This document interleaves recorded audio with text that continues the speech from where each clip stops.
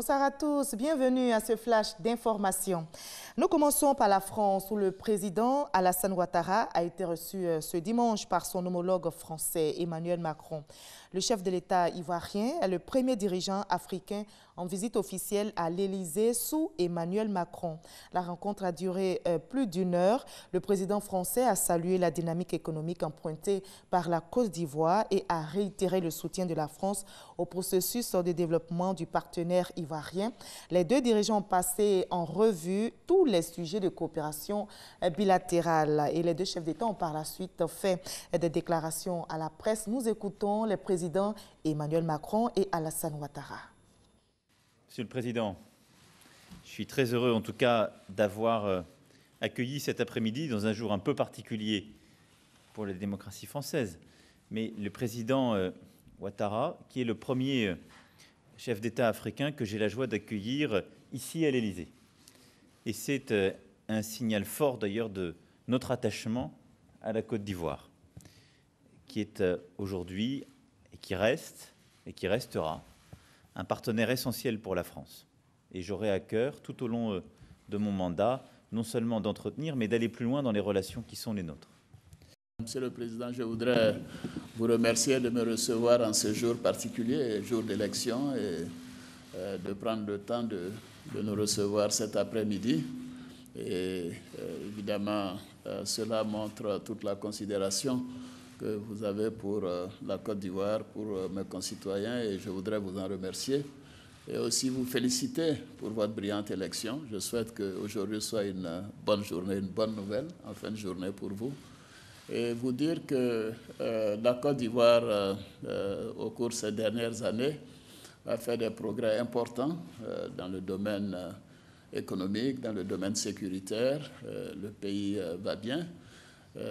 Bien évidemment, nous avons, au cours des derniers mois, subi des chocs intérieurs et extérieurs qui rendent la gestion économique plus compliquée.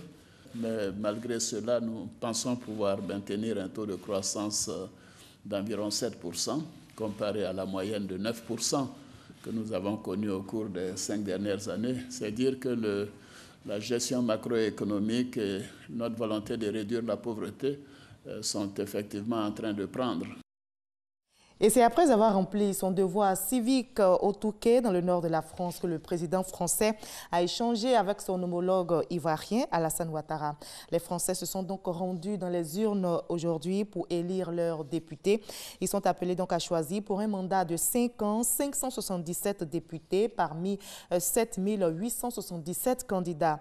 À 15h GMT, soit 17 heures françaises, le taux de participation était de 40,75%, un chiffre en forte baisse par rapport au premier tour en 2012 qui s'élevait à 48,31%. Le second tour de cette législative aura lieu le 18 juin prochain. Les épreuves écrites du BPC ici en Côte d'Ivoire démarrent demain, lundi 12 juin, pour s'achever le vendredi 16 juin prochain. Ils sont un peu plus de 355 000 élèves à l'assaut du brevet d'études du premier cycle. Les épreuves orales, je rappelle, ont eu lieu du 7 au 10 juin 2017.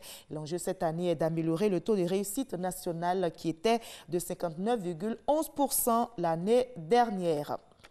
Les candidats composent en cette saison pluvieuse. Vous l'avez remarqué, le district d'Abidjan est arrosé par de fortes pluies depuis hier, depuis 2 jours donc de pluie, des pluies diluviennes qui ont également causé de nombreux dégâts matériels. Notre équipe de reportage a sillonné plusieurs communes du district d'Abidjan.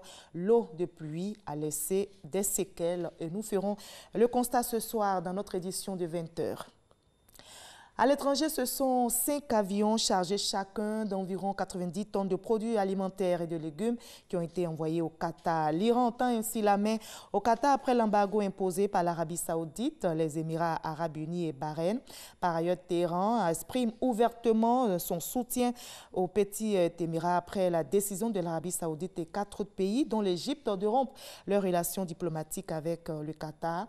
Depuis donc le début de la crise, l'Iran a ouvert son espace aérien au vol vers et en provenance du Qatar et déclare ceci, je cite, « Nous continuerons les envois tant que le Qatar nous le demandera ». Fin de citation.